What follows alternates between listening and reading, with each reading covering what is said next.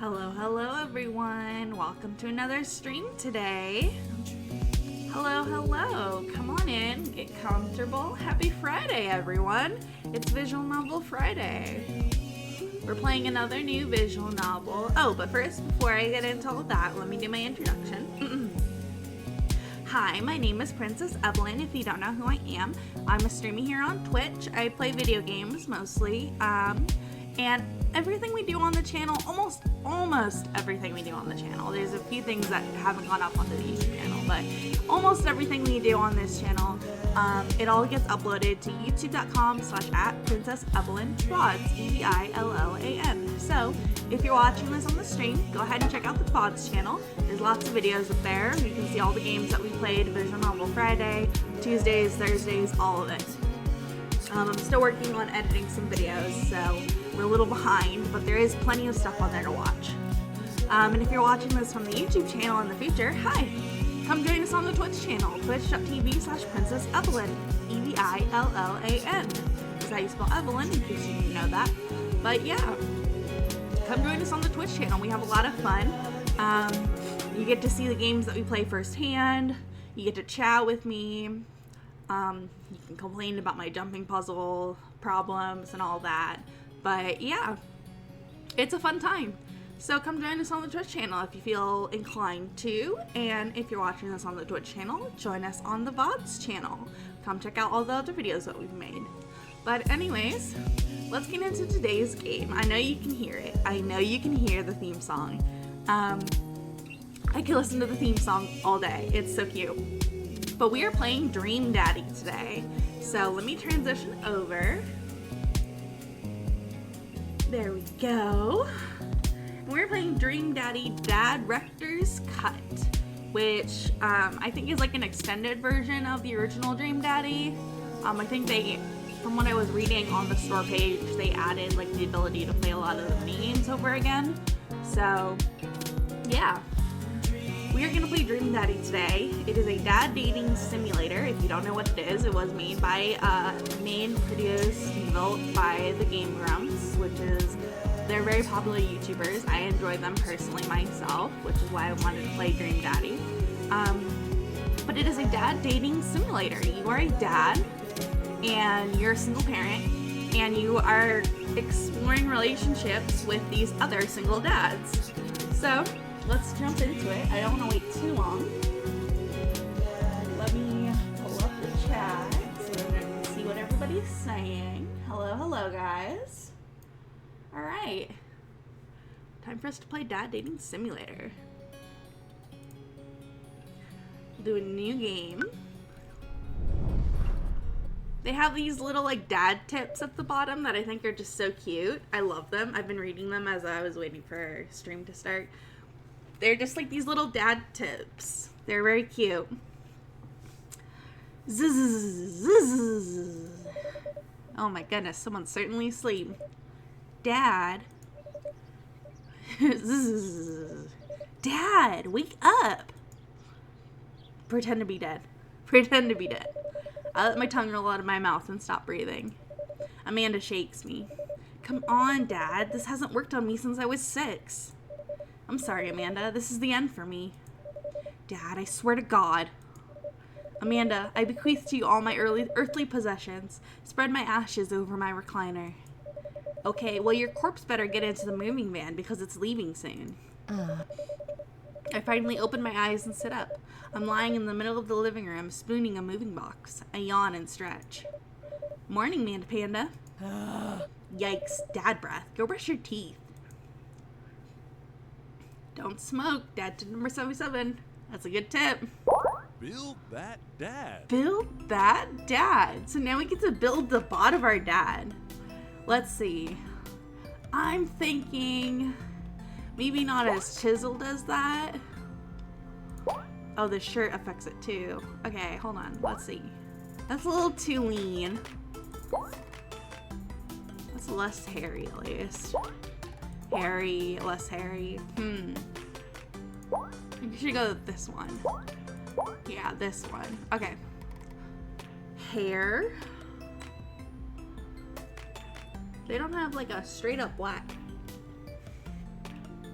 let's see what we can do. They also don't have purple or pink, which really limits the colors that I'm used to using. So let's see. Oh, that's skin color. Don't be that dark. Let's see. A little suntanned. That sounds good. A little burnt a little bit. Me. Oh, I like this one. Okay. Heads. We have with the chiseled jaw, with the chiseled cheeks, the high cheekbones, dad face. Ooh, dad face. Shadow. Ooh, 4 o'clock shadow. I like that. That looks cute. All right, hair. What kind of hair do we have? Let's look at Aaron's hair. Let's see. Ooh. Ooh. Oh, this one's cute. No. Oh, Goku hair. There we go. That's cute. I like that. Oh, should we just make Goku? Lol. That'd be hilarious. Okay, let's see. They do have other colors for hair. So we can do pink hair. We can do purple hair. We'll do purple hair. Eyes. Oh my god, big anime eyes. Sleepy. Sleepy. Awake. Oh my gosh. We change your eyes to pink. There we go.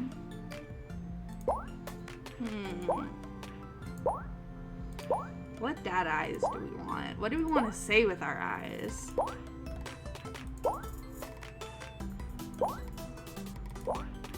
You know, I kind of like these ones after all. Even after looking through all the options. The Tintin eyes are really cute.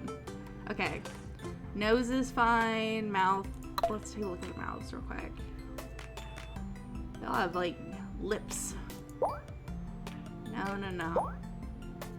They got lippies. No. We'll do this one. Brows. We should match the brows to our hair. There we go. Ooh, yeah, let's have a scar. Facial features. Let's see. What kind of beard do we want? We already have a 5 o'clock shadow. Maybe. No. That's like a caterpillar. Purple hair. Oh, wait. Can we make it pink? Oh, that's cute. That's cute. Little handlebar mustache. But I don't think, no. I don't think we'll have any facial hair. Glasses. Ooh, these are cute. Aw, these really make us look like a dad. Piercings. Hello. Ooh, ear piercings. Yeah, that's cute. Snake bites. The snake bites are cute too. I wish we could have more than just one. No, those are covered up by the glasses. That'll never get noticed. Nose. Ear. Let's do the snake bites. Shall we? Yeah. What color should they be? White. I'll make them white. White or silver? There's not really much of a difference. I'll go silver. Okay, clothing. Ooh, birdie! Oh, that's adorable. I love that. Let's take a look at what other outfits we can do. We have just the regular t-shirt. We have Danny's sex bang outfit. The roses, the flowers, they look cute. Ooh, the cats. I like this. I like this one a lot. Okay, I think this is what we're gonna go for. Is this our dad? Kitten suit. I love this. Okay. Looking good, Daddy. Name that dad. Ooh, name that dad. Okay. Evelyn. What's our last name? I don't know if Evelyn has a last name.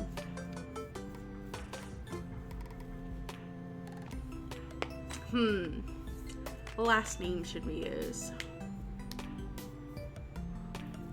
I don't know if I ever thought of the last name for my character, Princess Evelyn.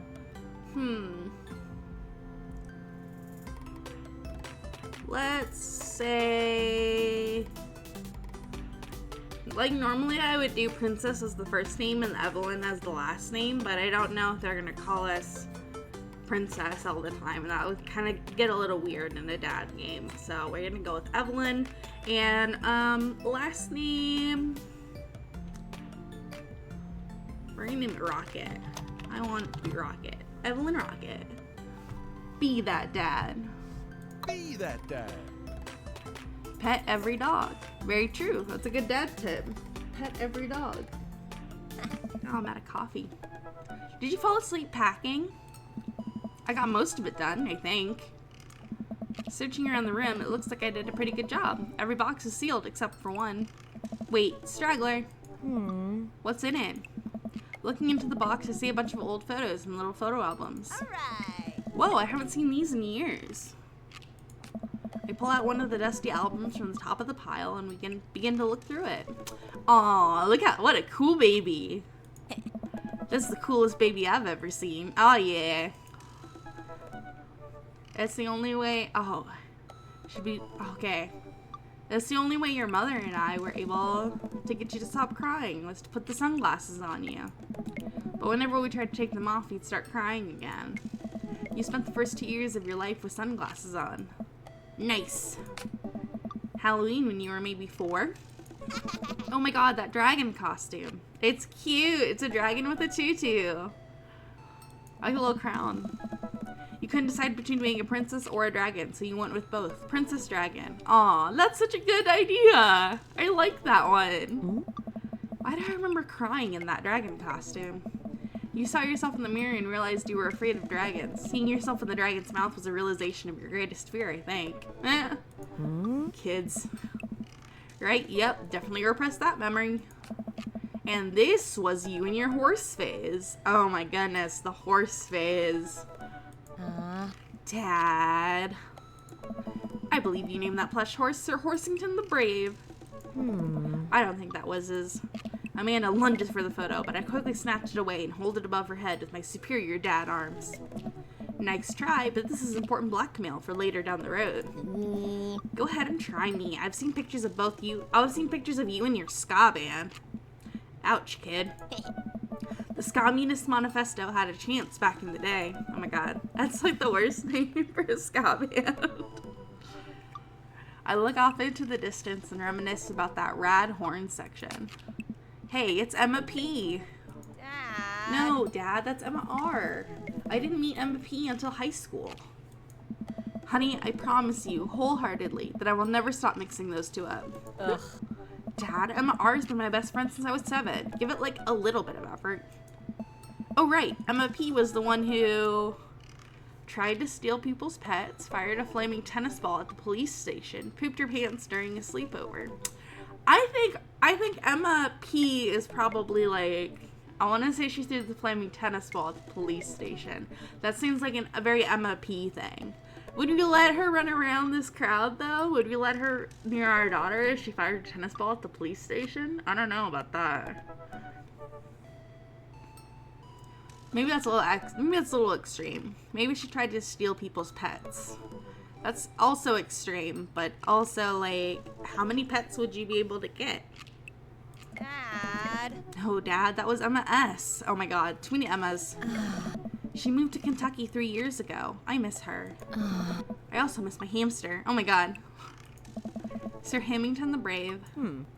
Anyway, I gotta show this to Emma R. Later, she'll get a kick out of it. The first photography award you ever won. Aww, cute. Yeah, and it got us a $20 gift card to McFriday's. And then you got food poisoning from the cheesy tostada blast. I think you mean food poisoning, you know, with a Z. Ugh. Dad. Still can't drive past McFriday's without gagging. Still proud of you, though. Amanda reaches deep down into the box and pulls out one last photo. Aww. Neither of us say a word. We stare at the photo for a long moment. I finally decide to break the silence. Aww. This is the day we adopted you. She doesn't look very much like us when we made our dad, so we're gonna say that we adopted her because I love the idea of adoption. There's so many kids out there that need good homes, so it's good to adopt a child if you have the means to. So we adopted you. It's kind of a funny story. The day we brought you home, we got into a car accident. It wasn't anything big, just a little fender bender in the parking lot. But of course I was freaking out. And the little old lady who crashed into us was freaking out. And I didn't know what to do. But your mother, oh man. She holds my hand and looks me directly in the eyes, the calmest I've ever seen her. She says, "It's okay. It's all gonna be okay." Aw, that's so sweet. Oh. She was right, you know. I stared at the picture for longer, maybe too long. I miss her. I can't even imagine what it must be like for Amanda. She pats me on the back. Come on, Pops, we gotta finish packing. The moving van won't wait forever. You're right. Amanda and I pile into the car and take one last look at the old house. So many memories here. Hard to believe your mother and I bought this place almost 20 years ago. Hey, remember when I shattered the front window playing catch? You always had very strong arms. Hey, remember when I shattered the other front window pretending to be a robot who breaks windows? You were a very imaginative child. Hey, remember when I broke the back window? We get it, Amanda. You break stuff. And there'll be plenty more stuff for me to break in the new place. Memories to make and stuff to break. You ready? We sit in silence for a moment. I watched my daughter grow up in this house. It will forever hold a place in my heart, but it stings a little bit to leave it behind. I'm ready. The moving van begins to pull away and I get the car into position to follow it. I watch our house, our old house, disappear in the rearview mirror. So what? So sell me on our cool new pad. I clear my throat and do my best cheesy announcer voice. Oh God, do I have to do a cheesy announcer voice? Let me see what I can do. Nestled in beautiful, scenic downtown Maple Bay, our new house features... multiple places to sleep. Not only are there bedrooms for your sleeping pleasure, but couches and floor space where you can, yes, catch a wink. What a deal. I mean, if sleep weren't for the weak. You sleep more than anyone I know. I admit my faults, Pops. I keep it real. Anyway, it's also smaller than our last house. Cozier, one might argue. Good spin. Yes. I think it's great. Want to be a lot closer to a lot of cool stuff that we can walk to, so I don't have to waste gas. And I mean, trying to park downtown is, you know... How old are you? Amanda, you know you're gonna have to learn how to parallel park at some point, right? Never! Not gonna happen, Pops. I think someone needs to do a 3-point turn on that attitude. I don't know how to do that either. That was a good dad joke. I liked that one. Have you met the neighbors yet? Not yet, but the neighborhood seems pretty quiet. So you won't have to chase any rowdy teens up your lawn? You're the very teen you mock when you say that, honey. I'm in my last year of high school. I'm practically dust. Okay, so you're a senior. Yeah, you're a real, don't you dare, senior. Dad, I know where this is going. Citizen. I'm just gonna ignore that. But I won't forget it. So what's item number 1 on the new house agenda? Well, first we'll need to forge a path through the solid wall of boxes that's blocking the living room. I stopped to install the washer and dryer. We need to go grocery shopping. Pops, cool your jets. You have to promise me that we're gonna take a break and explore the neighborhood.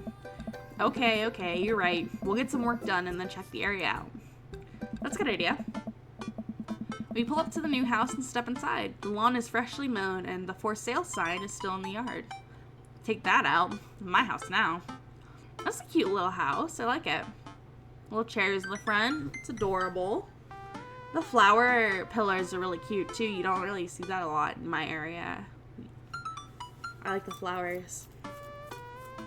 I like flowers like, you know, like when you drive past old houses sometimes and there's like ivy creeping over the like front door or whatever up the side of the house. Like, I love that. I think that's so cute. I wish that I could have a house that was more like that.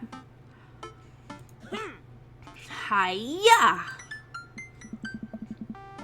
And with the swift kick from Amanda, the for sale sign is no more. That's right. Nice form, Soupy. I got a problem with authority. Amanda! I'm so proud. Man, all that karate chopping tuckered me out. I could really go for a sandwich. An ice cream sandwich. Sweetie, it's 10 a.m. Did you even see all the dogs in the park nearby? You know it. Thank you for moving us to an area where the dog-to-person ratio is very high. I only want what's best for you. I hope you're prepared for the frequency at which I interrupt conversations to yell, "Dog!" to rocket way up. I mean, you do that a lot already. Yeah. Hey, it's a dog! Oh no. Wait, false alarm. It was just a funny-shaped rock. If you want to see real dogs so bad, let's go to that park around the corner. Eat a balanced meal every day that includes vegetables, fruit, and proteins. Good advice.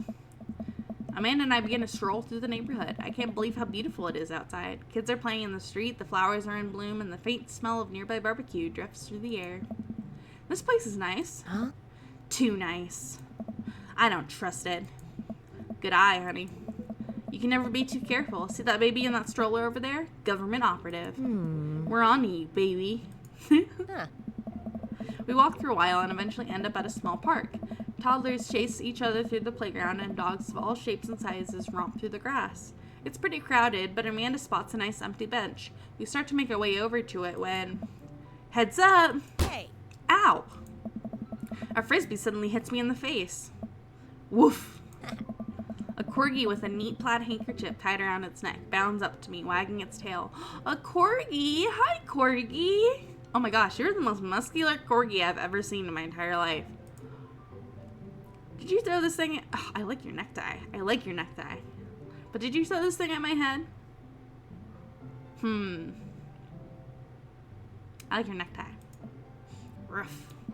He runs around in a circle and nudges my leg with his nose. Oh god, this is the cutest dog. Impart upon me your wisdom, tiny dog. Woof woof. How did you know? Woof. My god, this dog knows more than he lets on. You definitely could have caught that. A guy in a Hawaiian shirt jogs over to us and takes the frisbee from me. Hey guy. You know, frisbees are traditionally caught with your hands, not your face. It's a new technique. It's like disc golf, but the goal is my face. Looks like you're winning. Hey! I'm just messing with ya. I'm Brian, by the way. So we got some good girl points. I can't even say good girl. We got some good dad points. We got some good dad points from this other character. That's sweet. I like that. I like that it's very visual about whether you've gotten like good points with them or not. That's really helpful. I'm Brian, by the way. Hey, Brian. I'm Evelyn, and this is my daughter, Amanda. I look over at Amanda only to find her sitting on the ground rubbing the dog's tummy. Hi. Oh. Your dog's cool. Old Maxwell sure loves the attention. It's great to see another father and daughter out here on such a sunny day. Where's yours? Brian gestures over to a grassy knoll where a young girl sits on a checkered blanket. She's reading a book bigger than her head. She puts it down and heads over to us. This is Daisy. She's reading the Brothers Karamazov. Her teacher tells me that she's the reading comprehension skills of a high schooler. Hey, Daisy, you're adorable. You got freckles like your dad. Jeez. You're adorable, though. Comprehension skills of a high schooler. So you're not in high school yet? Are you younger? How old is she? That's what I was wondering. 10. She's a precocious little youngster. She's only 10 years old? Whoa. Whoa. My natural dad instinct kicks in. I must brag about my child's accomplishments. Oh. I love this music.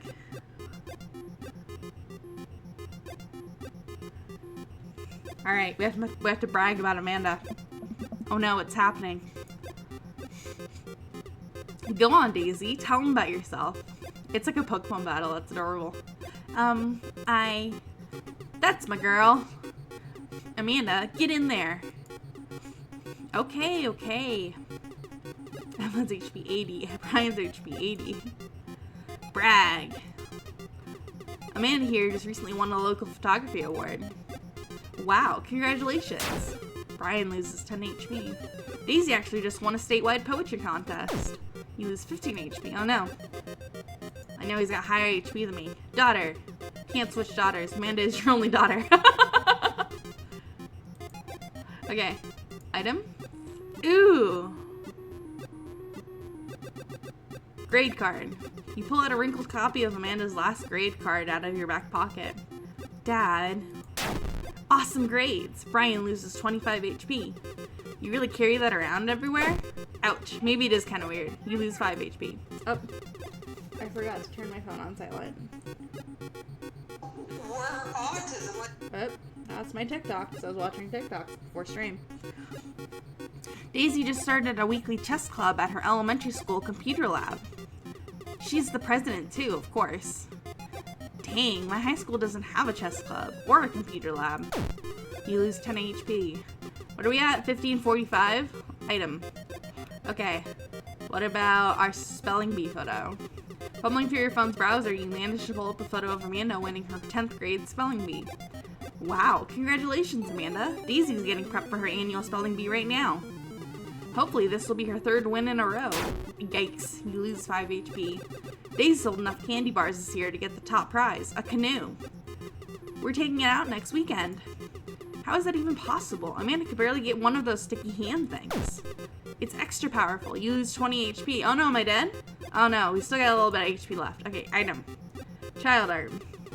You unfurl your wallet to reveal a tiny copy of a drawing of a cornucopia Amanda did in the 1st grade. Cute.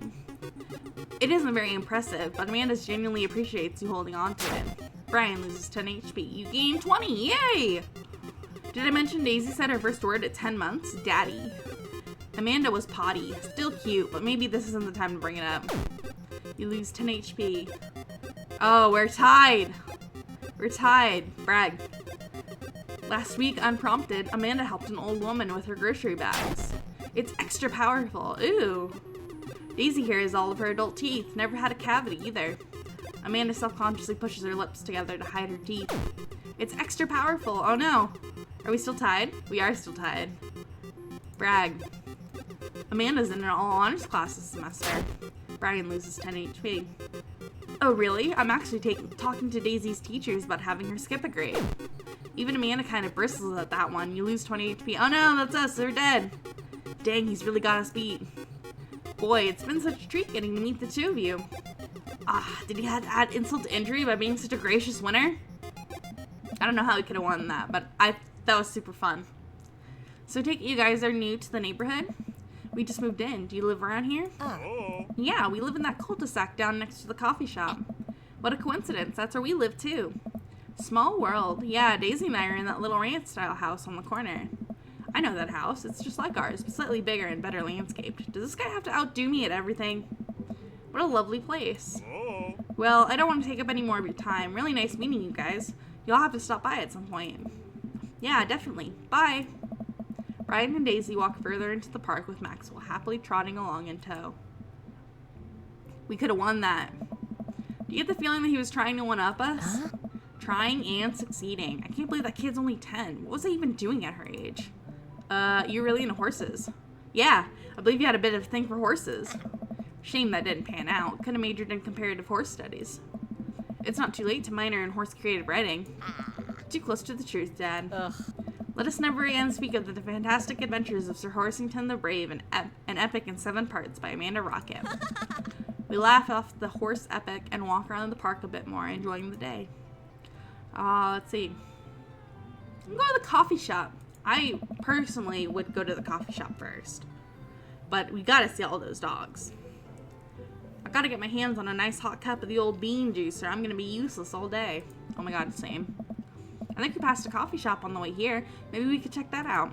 Let's do it. Let's go. Eat plenty of carbs the night before a big game. Oh, that's a good idea. We walk down the street to the Coffee Spoon, a cute little place on the corner. Man, this is such a convenient walking distance from our place. I mean, I guess. Huh? What's wrong? Why would I go somewhere else and drink coffee on a couch when I could just drink better coffee at home on my own couch and have to make awkward eye contact with other people?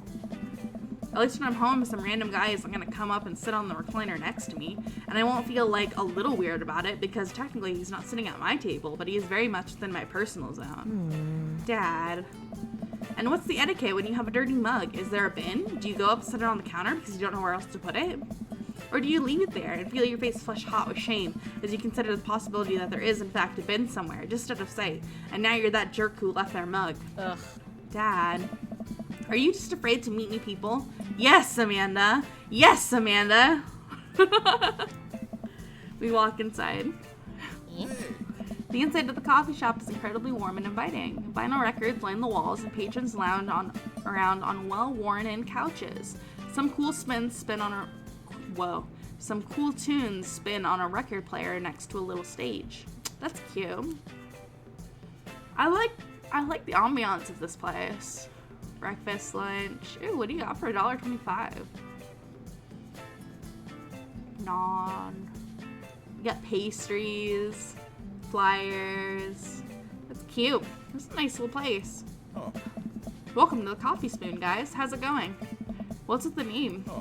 Oh, it's kind of dumb. Hey, yeah. It gets mentioned in this poem I like, and I thought it was a good idea at the time, and I suppose now it's still a good idea because, like, the business is still running. But people ask me that question all the time, and I give them the same answer every time, and now I'm standing here rambling, and I'm sure we're all getting more and more uncomfortable the more I keep talking. But man, we're in it now, and I can't stop. Hey.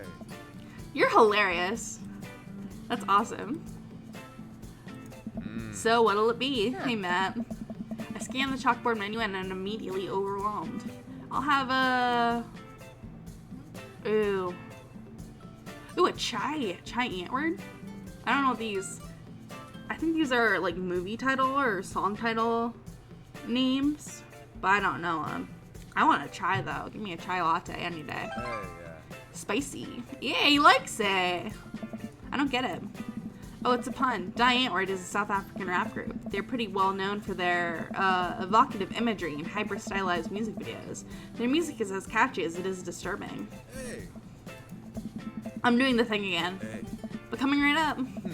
Matt, you're funny. And for you, I'll have a macchiato DeMarco, please. Oh. Coming right up. Do you want that in small, medium, or Biggie Smalls? Medium. Wait, is Biggie Smalls big or small? I should change that, shouldn't I? Matt sets to making our drinks, and Amanda and I take a seat on one of the couches. What's his deal? Let the man make his puns. They're cooler bands than you listen to anyways. Rude! I listen to cool music. Have you heard of Epic the Musical? That's been on my mind non-stop since Christmas. Hey. Scott was cool once.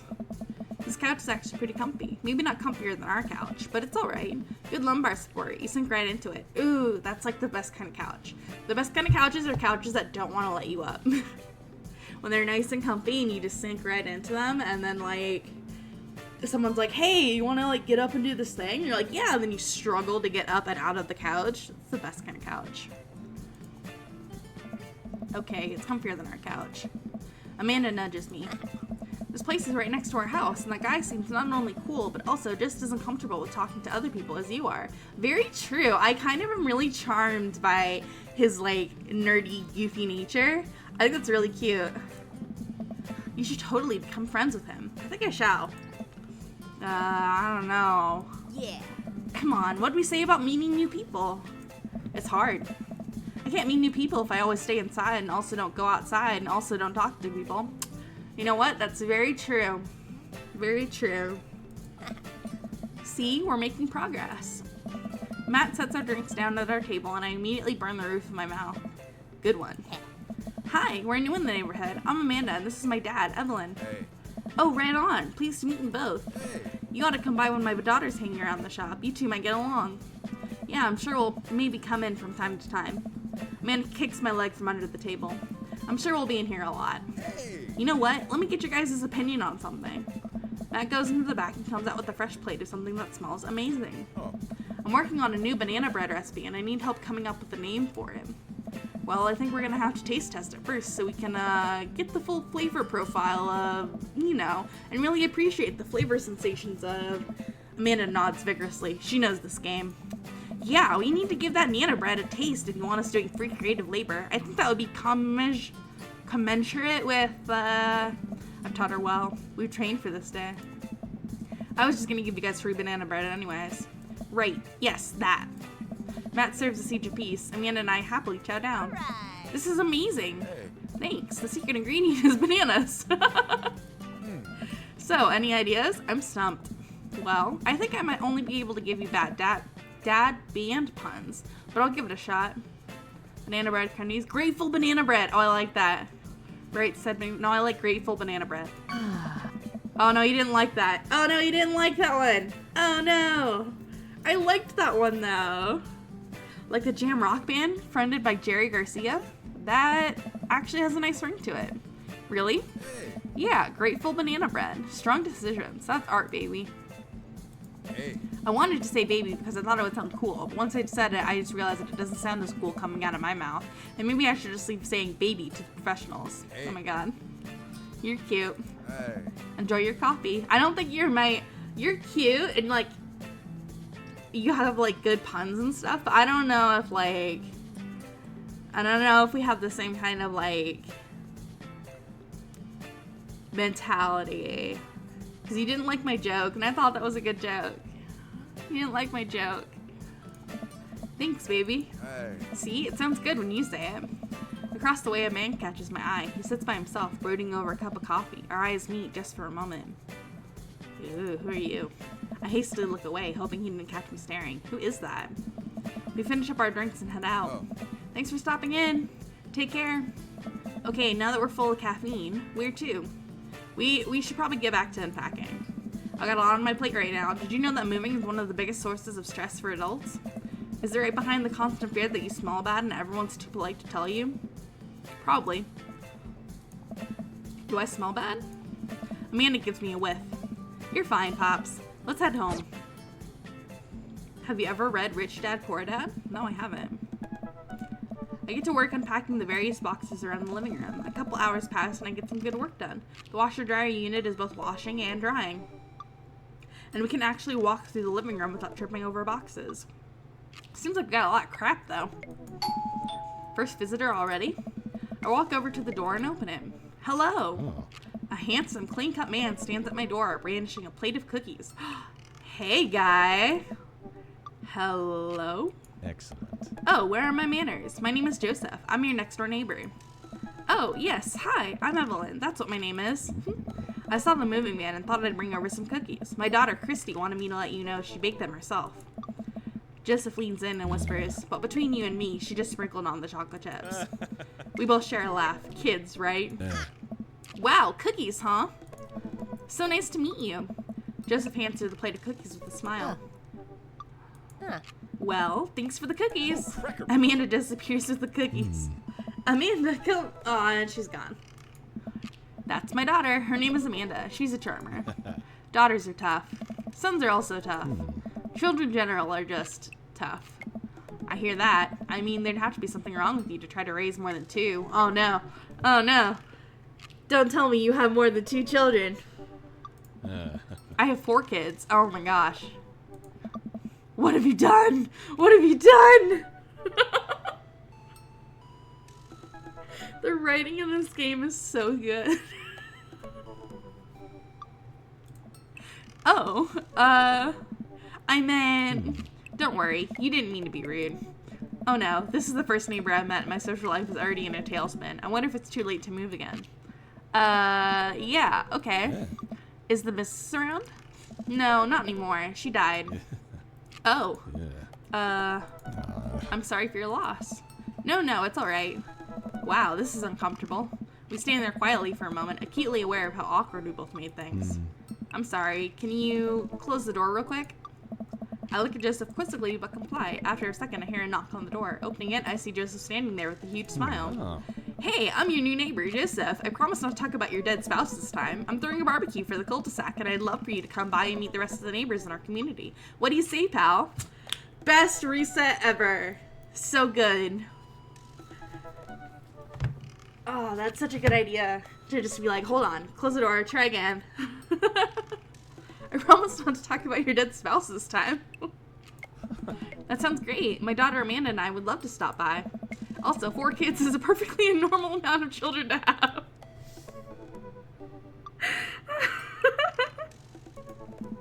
We shake hands to seal the deal. Hey. Well, neighbor, I'll see you at 3 p.m. sharp on Saturday. Sure thing, neighbor. Joseph starts walking away, but stops to think for a second and turns around. Oh. Hey, in all seriousness, raising a kid on your own can't be easy. If you ever need to talk about stuff, I'm the youth minister at the church down the street. Oh no, you're a churchgoer? I don't know how I could do that. Oh, I don't know. I wouldn't really consider myself a youth. Yeah. You look pretty young to me, but suit yourself. Hey. And with that, Joseph's gone. He seemed nice. Amanda walks back into the living room, crumbs on her face and cookie in hand. That was the smoothest recover I've ever seen. I should be taking notes. See, you're already fitting in great. Where'd those cookies go? They're gone. I'm sorry. If it makes you feel any better, they weren't very good. So you ate all of them anyways? I guess that makes it break time. Any ideas? Joseph probably wants his plate back. I think we got a ton of good neighbor points if we bring this back. We're gonna be the best neighbors in this whole cul-de-sac. We're gonna kick all the other neighbors' butts. With kindness. Amanda and I step outside. Shoot, I'm actually not sure which house this is. I'd hazard a guess it's the big one with all the well-groomed blonde children sitting in the yard. Good eye, kid. And remember, we need to make a positive first impression here. Keep it light. We walk up to the kids and wave. Hi, we're strangers. Oh, you look terrifying. Hey guys, is your dad around? They all just stare at us blankly. Oh no, these look like these remind me of, the delightful children from down the lane out of Kids Next Door. Do you guys remember that show? Am I dating myself? But yeah, Kids Next Door, the delightful children from down the lane. They were all like primly dressed and like very posh, but they like walked in a group and they spoke in a group. And this looks like it. They just remind me of those kids. They all just stare at us blankly. We just wanted to return this nice plate and thank you for the cookies. Geez, these are definitely Joseph's kids. They all look exactly like him. Christy. They were really good. Christian. I mean, I heard they were good. I didn't get to eat any. Chris. I chuckled nervously. Well, okay, we're just gonna set this place down on the ground real gentle and then back away slowly, right, Dad? Right, that's what we're gonna do. The kids' eyes bore into us as we scurry away. I can feel their gaze on my back even as we approach our house. Scary children. I need something to get my mind off those carbon copy kids. I need to rest my eyes. I need a nap. You've been awake for what, 3 hours? And that's 3 hours too many. Time for a nap. As we were walking home, I hear heavy footsteps come up behind us. Evelyn, bro! Hey. I turn around and I'm greeted by a familiar face jogging up to us. Hey, guy! Hey, baby! That baby is adorable. This guy's adorable, too. Look at that. Eyebrow scar? Cute. Nice hair. Craig? Oh. Bro! Oh. Holy wow. I haven't seen Craig in forever. It's been too long, dude. Yeah, wow, you look great. Nice. Ha, yeah, I cleaned up my act. Cleaned up his act? Are you kidding me? He's ripped. Amanda, this is my friend Craig. We went to college together. We were roommates for a while, too. Amanda, dude, you probably don't remember me, but you're so big now. Hello, and hello, cute baby. Aw, thank you. The last time I saw you, I think you were about her size. Oh, it's a girl baby. River. Hi, River. Aw. River's such a cute name for a girl. I love that one. He picks up her tiny wrist and waves it around. River gurgles happily. Are you babysitting? Nah, dude. River's my kid. Man, it has been a long time. Feels like 1 minute we're rolling up to exams with bad hangovers. The next are both fathers. Where you been, man? I was working out in California. I just relocated the business back to Maple Bay. No kidding. Amanda and I just moved to this side of town. How's Smashley doing? Oh, man. I mean, Ashley. Ashley is her name. Oh. She actually still goes by Smashley. And we got divorced last year. Oh, dude, I'm so sorry. Nice. It's old news. We take turns taking care of River and the twins. It's all copacetic. Twins? You have 3 kids? Ain't life something, bro? Right? Kegstand Craig is the father of 3. Kegstand Craig? Oh, yeah, that was my old college nickname. He got it because he did a lot of keg stands. Nice. It's that thing where you do a handstand on a keg and then drink from the keg. Oh. Right. He was very good at it. Ah, bro, I hate to be that guy, but I'm in the middle of my daily jog, and I really gotta keep up my heart rate. Brought River along for, resistance training. You jog daily? I jog yearly. On January 1st, and I promised myself I'm gonna jog daily for the rest of the year, but give up after 30 minutes and just walk home. Oh. Well, it's never too late to get back into it, dude. You should join me sometime. Haha, I don't know. Bro. Come on, it'd be fun. We could grab breakfast afterwards, catch up. We could do a bro brunch like the good old days. Alright, sure. Sounds great. Jogging. I don't know about that. Great. Let's get that going soon. I better get moving. Good to see you guys. Craig gives a little wave, puts his earbuds back in, and jogs off. I can't believe Craig is ripped and has kids. I'm really. Why's that? The Craig I knew is not fit to be responsible for any living thing, including and especially himself.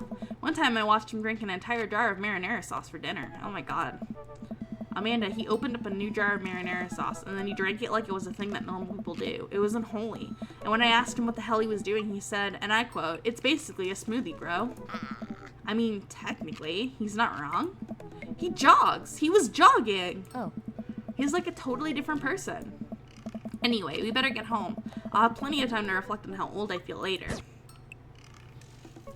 Pet every dog. Good advice. Amanda and I flop down onto the couch. Amanda has to shove some empty boxes out of the way before she can sit. Too bad we're going to be putting my stuff right back into these boxes in a few months. No, don't say that. Aw, Dad, it's going to be okay. I'll be fine. I know. I'm not worried about me. It's just, you're my little girl. It's going to be weird not having you around. I'll come visit, and I'll text you every day, and I'll take lots of pictures. I mean, obviously, I'm a photography major. You promise? Of course. Are you going to be okay by your lonesome? Oh, come on. I'll be fine. I'll get a dog or something. A dog? Forget art school. I'll stay for the dog. Is that what it's going to take? Medium-sized dog, handkerchief around the neck. I get to name it. That's what it'll cost me to give up on my dreams. I'm a woman of simple wants and needs. Well, a dog is a lot cheaper than college. Amanda laughs. Suddenly, a pile of envelopes slides through the mail slot.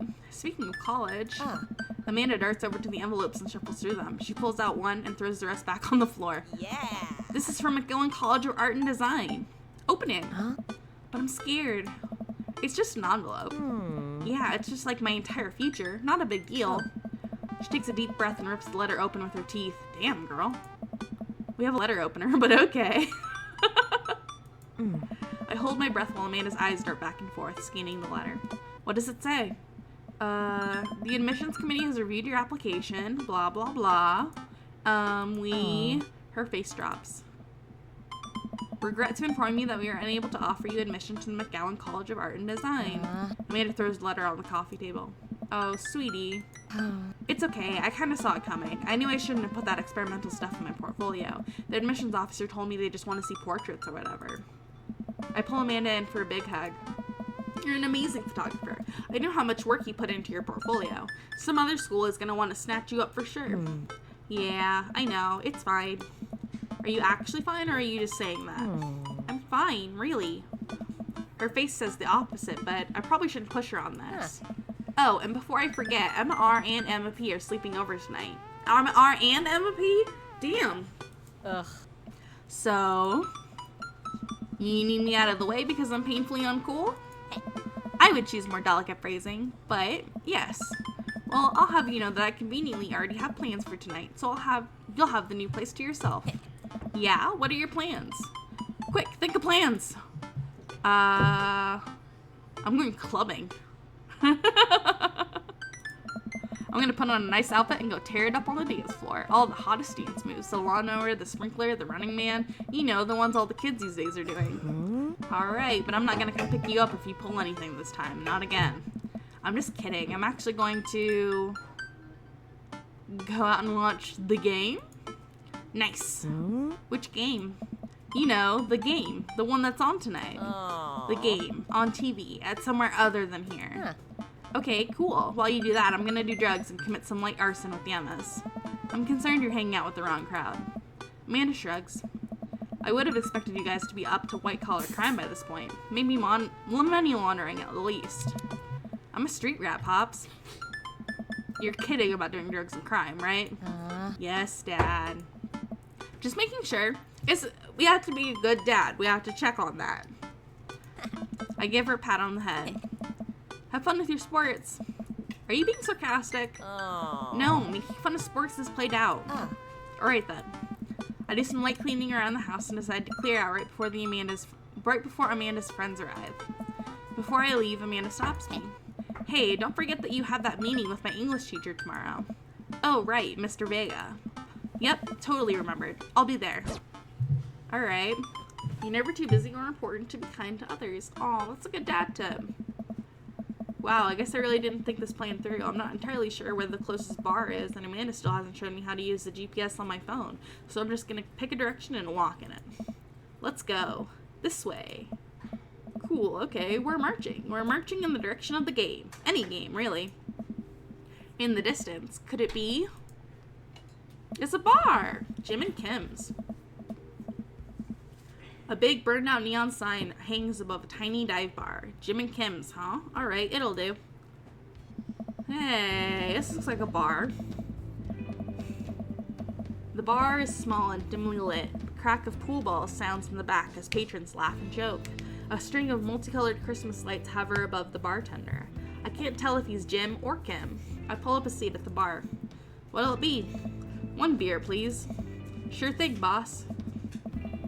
The bartender slides me an ice-cold beer. I take a sip and enjoy the refreshing taste. Ew, beer, gross.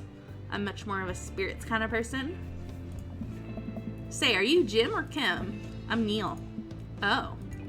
I awkwardly turn my attention to the game, which is playing on one of the TVs on the wall. As luck would have it, my team of preference is not only playing, but is currently in the lead, which is always a good thing.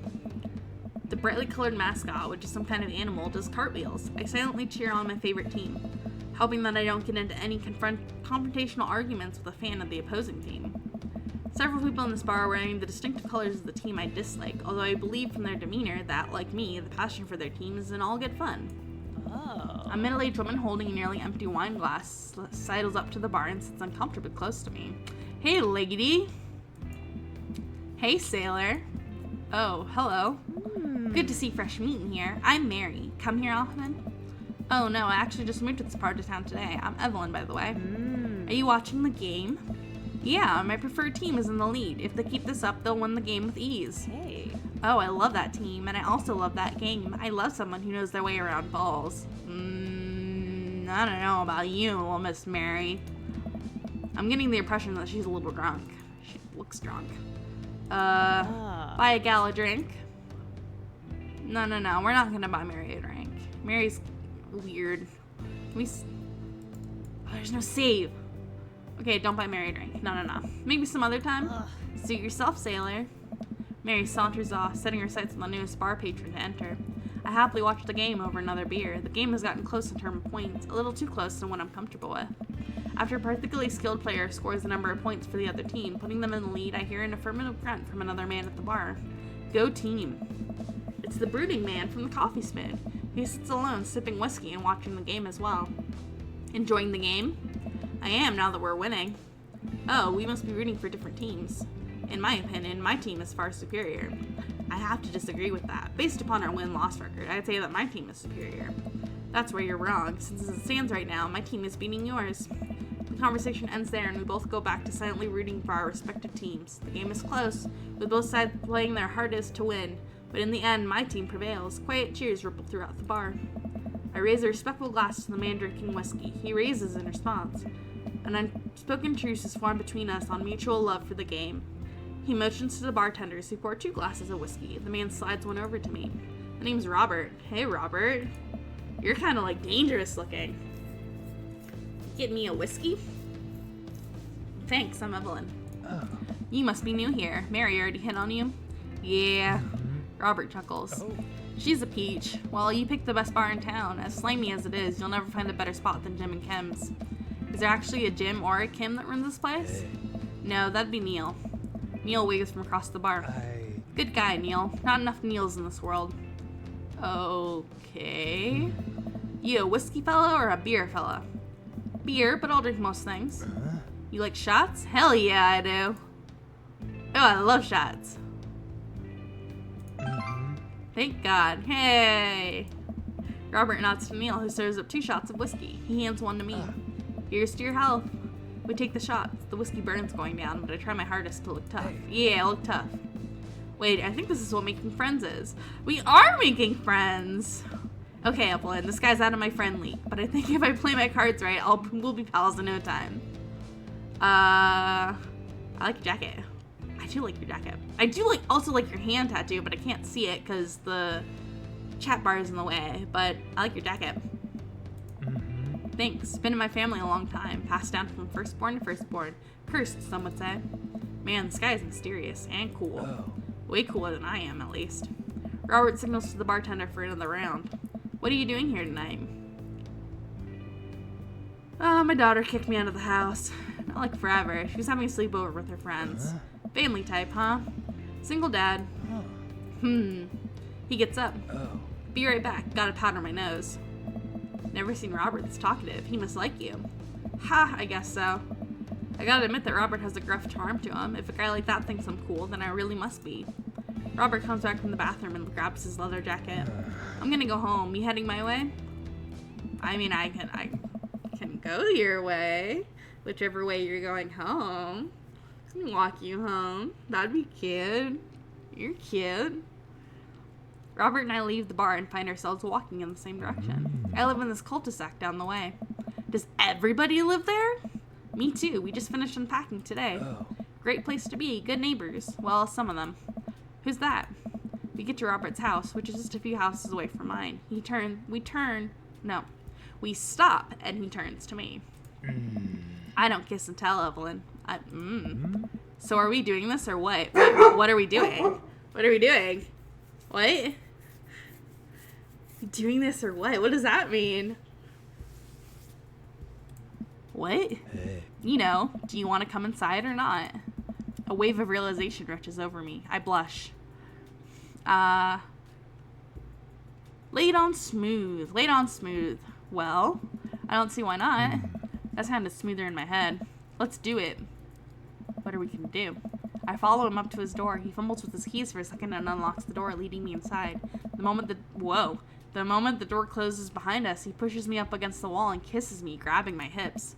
Come on. Robert takes my hand and leads me up the stairs into what I assume is his bedroom, but it's so dark I can't see anything but Robert's intense expression. He kisses me again, and I can hear him shucking off his jacket. I clumsily take off mine, too. His hands roam down my chest, and suddenly he's tugging at my belt. I don't normally do this. Do you want to stop? Yes. Yes, I do want this to stop. Actually, I should probably get going. Robert steps back. Alright. I think I'm gonna head home. Sorry. Nah, it's cool. Sorry, Robert. I can't go through with that, like, in the first, hour of the game.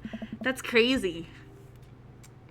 I also don't know how I feel about, just getting picked up at a bar and taken to and then roughly used in someone else's house. That's kind of not my style.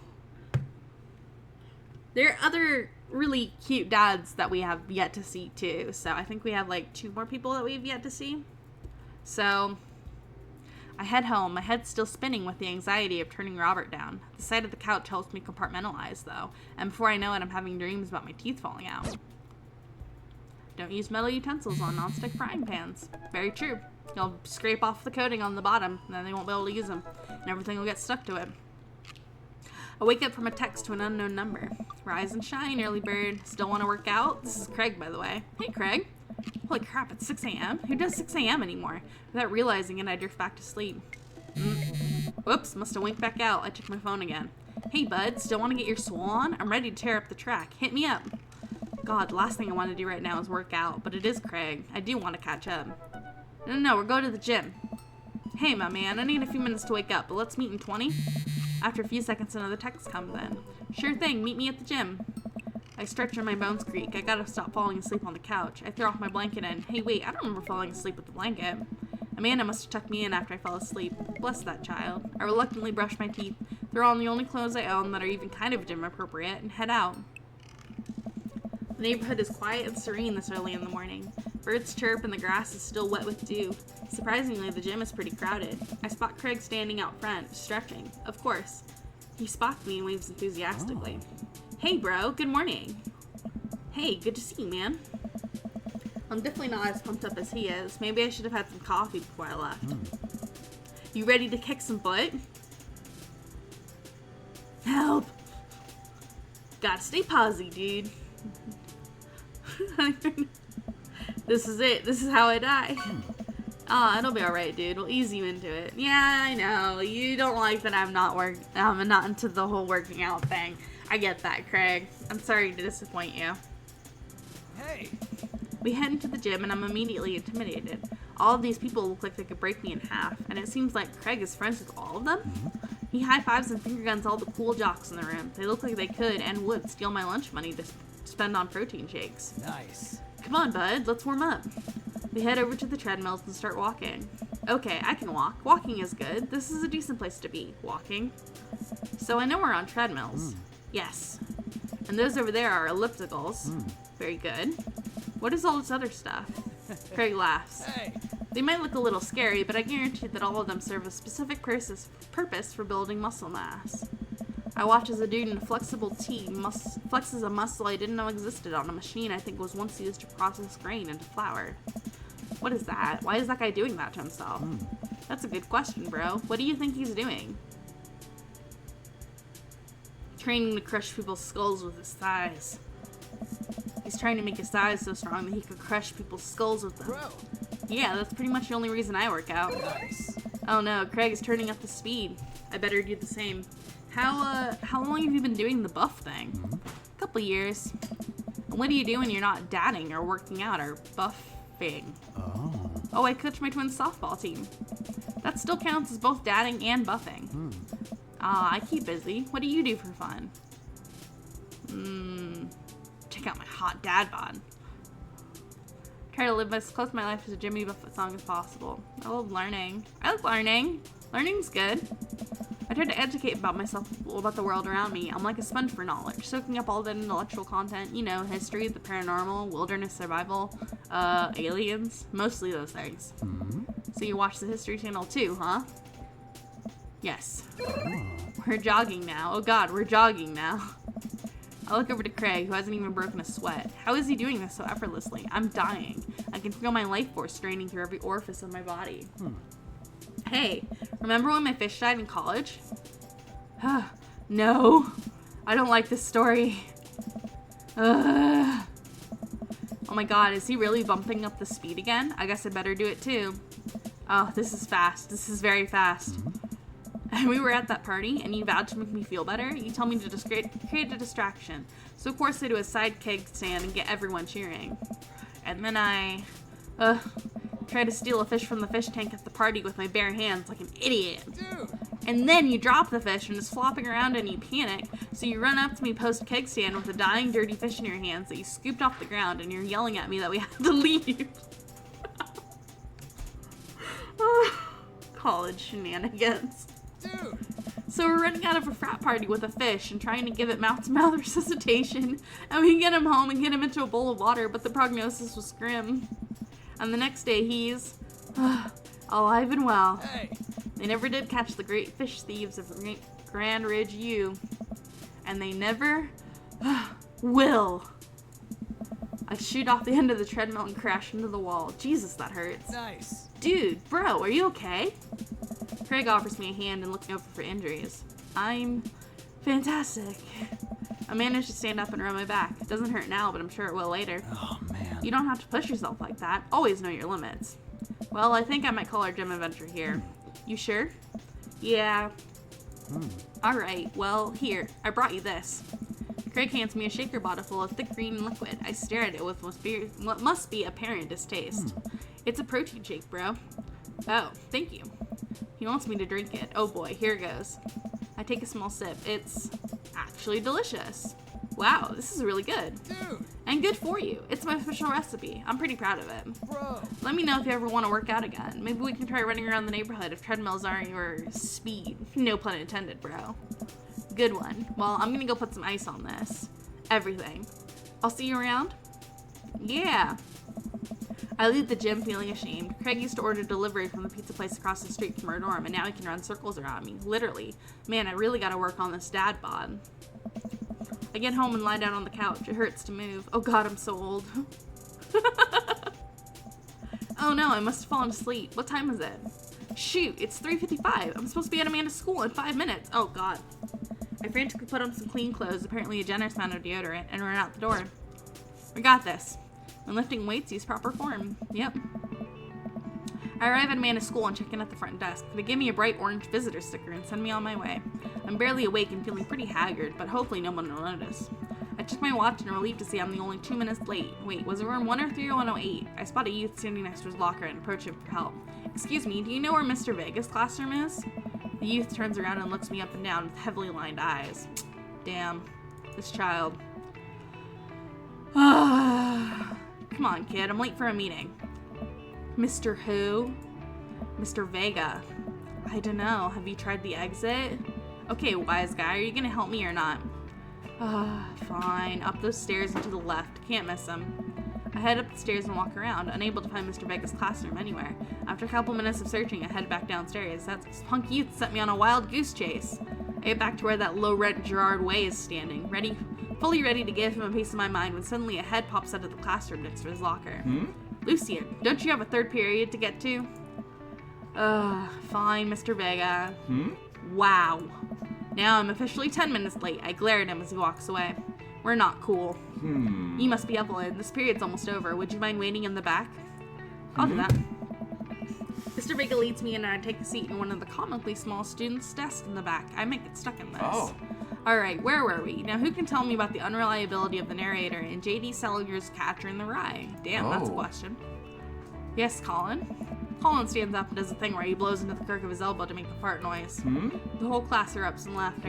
Alright, everybody. Very funny, Colin. Please sit down. Now, Holden Caulfield is the unreliable narrator in the sense that the bell for the end of the period rings. All the students immediately get up and make a break for the door. Sweet man. Remember to do the reading and answer the response question on page 195 in your textbook. Nobody's listening. Or not, I guess. Hey, Hugo. Mr. Vega turns to me and sighs. Middle schoolers, right? Don't you teach high schoolers? Both. You know, budget cuts. Right. Thanks so much for coming in. No problem. Mr. Vega. Oh. Please, call me Hugo. I don't normally do these impromptu parent-teacher meetings, but as I'm sure you know, Amanda's a very bright student and I'm concerned about her recent behavior. What's going on? Amanda has never been the most engaged student, but I know she cares. Recently, though, she's been falling behind. She's not completing assignments and has been doing rather poorly on tests. I normally chalk this up to senioritis, but this is strange. I thought Amanda always shared everything with me. It hadn't even crossed my mind that something might be wrong. I just wanted to ask, is everything okay at home? We just moved. Well, we just moved recently, but it was only to the other side of town, and Amanda was more excited about it than I was. Oh. See if you can talk to her about it. I know she values you a great deal and would appreciate your guidance if she keeps heading down this road. I know how important our school is to her, and I would hate to see her miss out on scholarship money that she clearly deserves. I'll make sure to talk to Amanda. Thanks for letting me know, Hugo. Anytime. On my way out, I stop, thinking for a moment. I turn to Hugo. Hey, Hugo? Oh. Yes? They ever catch that rye? Yes. That was a good joke. That was a good dad joke. I leave the classroom and make my way out of the school. I'm still a bit in shock that Amanda was able to hide this so well from me. She's always been such a force of positivity in my life, especially after we lost her mother. Amanda must be done with classes for the day now. I'm sure she would appreciate a ride home, and maybe I can talk to her about what's going on. I pull up to the carpool and Amanda hops in the passenger seat. So, did you have fun gossiping about me? Mr. Vega and I actually just gossiped about our celebrity crushes. So you talked about Mario Batali the whole time? It was a very productive meeting. I'm pretty hungry. Can we grab some dinner? Sure thing. Let's go to the food court. Yeah. That sound good to you? Yeah, sure. Why the mall? Geez, can't a dad take his daughter to the mall? Will you buy me things? I will buy you a thing. Singular. Sounds like a deal to me. We drive in silence for a short while. Amanda plays a game on her phone. I should say something.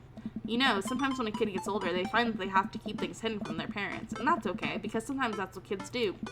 And that's okay, but also sometimes it's good to have the parents' perspective, because, you know, maybe the parents also dealt with similar situations. And maybe they're a little cooler than you give them credit for. Anyway, what I'm saying is it's good to share. Love you. Oh my god. Worst conversation about this ever. Have you been reading my tweets? You have a Twitter? What? Never mind. Look, sweetie, Mr. Vega said you haven't been participating in class and that you're not turning things in. Oh, I'm fine, Pop. Senioritis and all that. I thought you liked Mr. Vega's class. It's fine. He's fine. We pull up to a stoplight and I eye Amanda. She's still texting. I want you to know that you can talk to me about anything. Uh-huh. I can tell that whatever it is, she doesn't want me knowing about it. Well, that's frustrating. That is frustrating. I heard MR is going to that fancy school in California. That's exciting. Yep. Are you bummed that you guys aren't going to the same school? Yep. Amanda keeps texting. She stifles a laugh. What's so funny?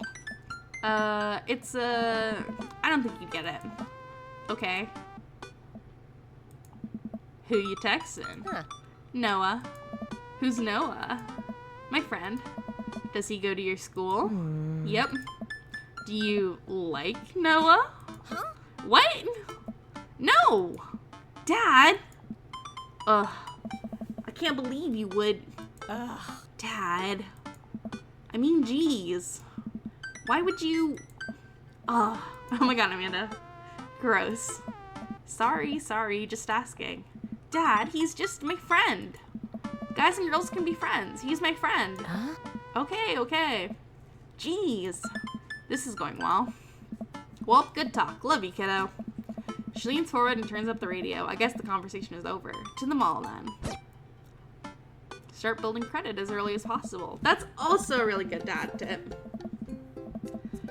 We arrive at the mall, a big indoor shopping center with a couple different floors. It's kind of dead, but that doesn't stop a mall security guard from yelling at a group of loitering teens. Let's eat something disgusting for dinner. Hell yeah. Language, missy.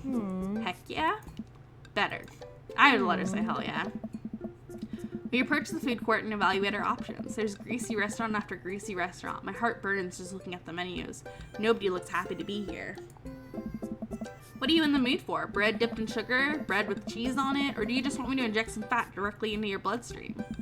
I extend my hand to her. Would you do the honor of sharing some nachos? She takes my hand with a grin. It would make me the happiest, cheesiest girl alive. We order a giant pile of chips and unnaturally orange cheese from a very unenthusiastic and possibly stoned teenager. We take a seat at a rickety table and dig in. Hey. These are bad. These are very bad. But also strangely delicious. We have to eat through the pain. We enjoy the fluorescent cheesy goodness together until we're all out of nachos. So, something's been bothering me for a while.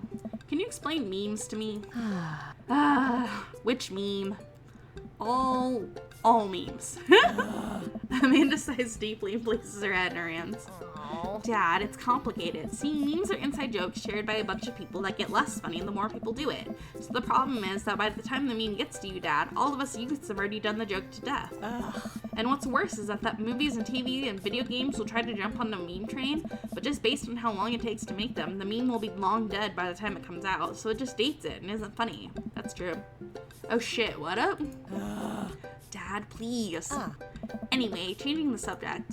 Where to now? Want to go to that goth store? Heck yeah. What? You know, the one that's all black and tries to establish itself as an anti-establishment, despite being an exact representation of the establishment.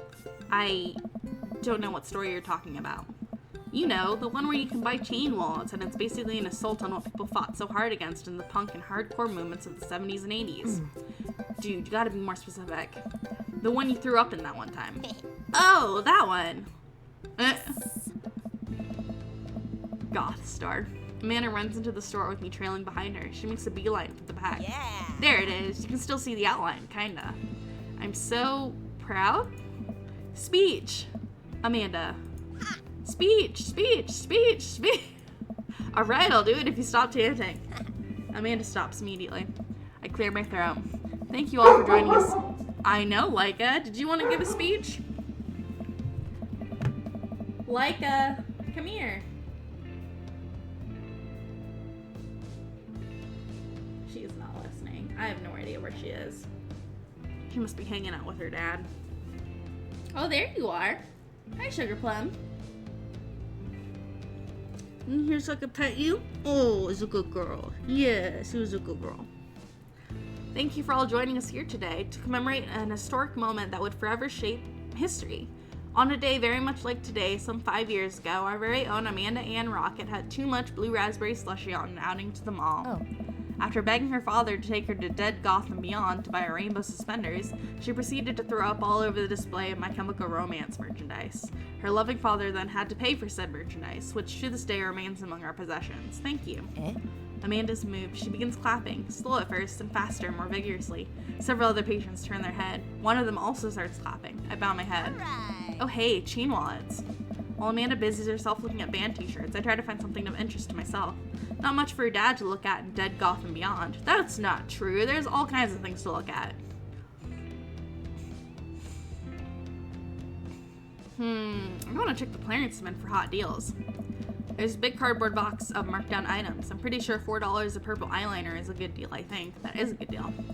I wonder if I look good in purple eyeliner. I don't know, you should try. Hell yes, I would. Yeah, you would. Look, this is very important to me. I overhear a stifled argument over at the cash register. An older gentleman is carrying a garment and showing it to a bored-looking cashier with pink hair. I can see that. Don't know what to tell you, dude. I just work here. Listen, when I bought this online, the website said this blouse is Victorian inspired. However, when I received it, it's clearly held the trademark for Edwardian dressage. Do you want a coupon? I can give you a coupon. Will you leave if I give you a coupon? Is there a manager present? People have to know what they're buying. I am the manager. I see. Well, it would seem that I've outstayed my welcome. Good day, shopkeep. Your superiors will receive a strongly worded letter by post. I like this guy. Whatever, dude. The man whirls around and storms out, his literal coattails trailing behind him. I can't tell if they're Victorian-inspired or Edwardian in nature. Amanda trots up to me with a t-shirt in her hand. Oh boy, here it comes. Hey, Dadtron 5000. Yes, I'll buy it for you. Wow, that was easy. Thanks. At least there's only one this time. Amanda plops the shirt onto the counter and grins at the cashier. I love your hair. Oh. The cashier says nothing and rings Amanda up, radiating hatred. I hand her a 20. So what was that guy's deal? The cashier rolls her eyes so hard I'm worried she'll pull something. That's Damien. He's in here all the time. He's obsessed with Victorian fashion or whatever. She hands Amanda her bag and it's clear the conversation is over. We make our way out of the store and head home to get some rest. Amanda and I sit on the couch trying to find something to watch over bowls of ice cream. Oh cool, Long Haul Paranormal Ice Road Ghost Trucker is on. Your favorite, right? Oh hell yes, they have to make it over the Canadian tundra before the ice road melts, but they're also hunting ghosts. Also, their trucks are haunted.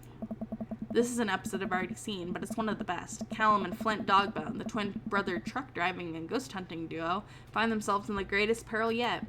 Oh no, the ghost done got control of the truck. I can't steer on them, their damn ice roads. Let me use this EVP meter to try to communicate with the spirits. Flint, we're about to die.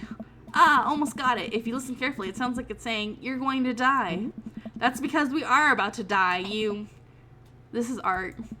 The episode ends and Amanda excuses herself to go and start arguments on the internet. I stay up a little longer, curious about the exploits of Callum and Flint Dogbone after their disastrous ice road incident. Afterward, I crawl into bed and get a good night's sleep. Sweet. Nothing can beat reading in print. That's true. Is this the save button? Oh, this is the save button. Okay. We'll close that. We'll get to that in a minute. Morning, sleepyhead. 5 more minutes. You have never ever let me have 5 more minutes, so get up.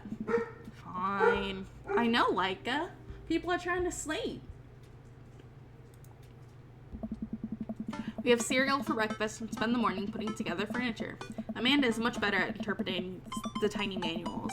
We're able to put together a few shelves and one desk, but I'm pretty sure it was supposed to be a bookcase. So, you excited for the cookout today? Oh, the cookout's today? Excited to beef up my grilling skills.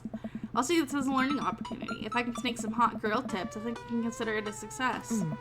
Don't you want to meet some of the people in the neighborhood? I'll probably end up standing uncomfortably in the corner with a plate of food and hope that nobody talks to me. Dad, you're a beautiful work in progress. We'll get that butterfly to emerge from the cocoon. The social butterfly. Well, we better start getting ready. We definitely don't want to be late. What? No, we have to be fashionably late. Who shows up to a cookout on time? You know what? We're going early, just because you said that. Oh my gosh, that's like something that Gob Gob would say. I head out the door and Amanda reluctantly follows. We walk across the street to Joseph's house with a store-bought veggie plate. I'm a terrible cook if it doesn't involve grill. I guess we're not as early as we thought we were. Joseph's backyard is already packed with people, and the smell of hot dogs wafts through the air.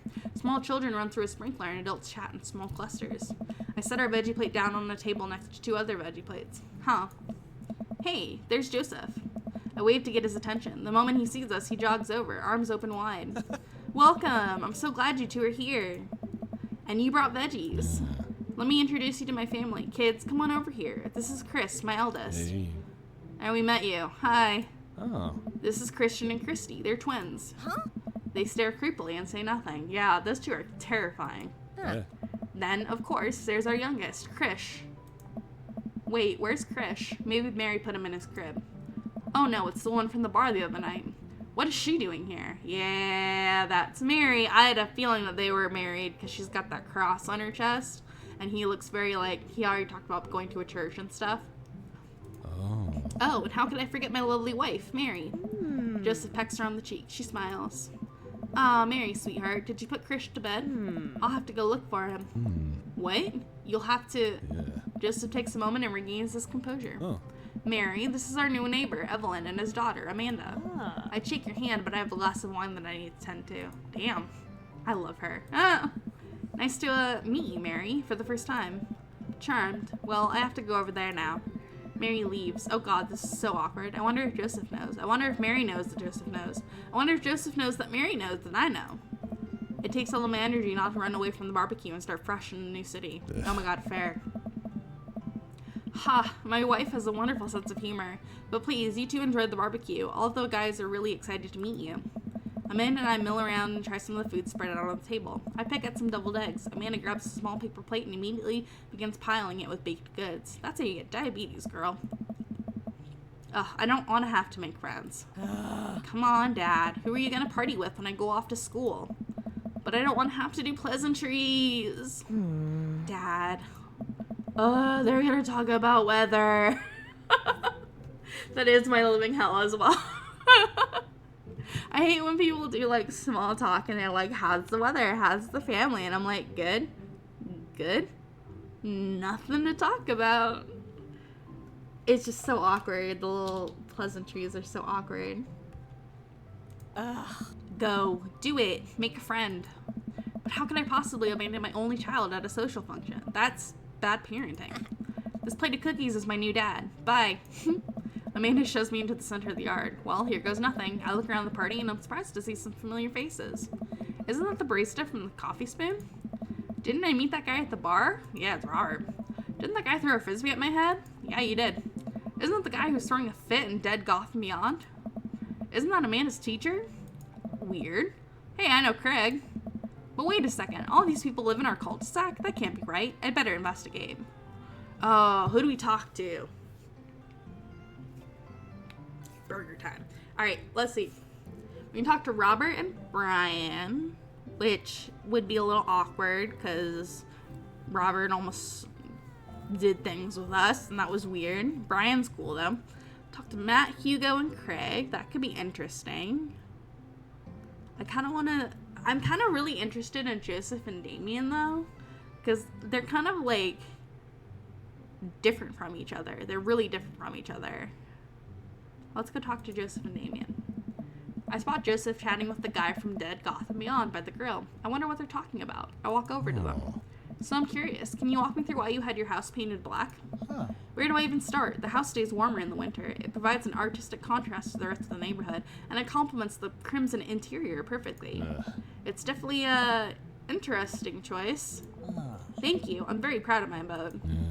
Evelyn, I was just having a conversation with Damien here about his aesthetic design decisions. Damien regards me up and down with a warm but critical eye. Damn. How do you do? I don't believe I've had the pleasure. I think I saw you in Dead Goth and Beyond the other day. Damien's face turns bright red. I must apologize for my behavior on that day. You see, I take the goth lifestyle very seriously, and to be caught in a ruse by such a corporation as Dead Goth and Beyond was profoundly frustrating indeed. I hope you know that while my anger may have been justified, it was no such way for a gentleman to act. Ooh. It's okay, man. Do tell me about yourself. Are you new to the area? Yes, my daughter and I just moved in the other day. She was the one I took to Dead Goth and Beyond. Very good taste on her part. Does she partake in the goth lifestyle? I think for a second. I look over to Amanda, who's hanging out with some of the older kids in the neighborhood. What? Hey, Amanda, would you consider yourself goth? Amanda yells back. I wouldn't necessarily try to fall under any one specific label, but I guess if I had to choose, I would more describe myself as twee hipster with some normcore leanings. Damn. Bats are cool, though. Ah, pity. Are you enjoying the party so far? Oh, definitely. Thanks so much for putting this on. It's nice to be in a cul-de-sac where everyone is so friendly and welcoming. Hey. Amanda walks up to the conversation. I also like The Lost Boys a lot. Real good movie. Does that count as goth?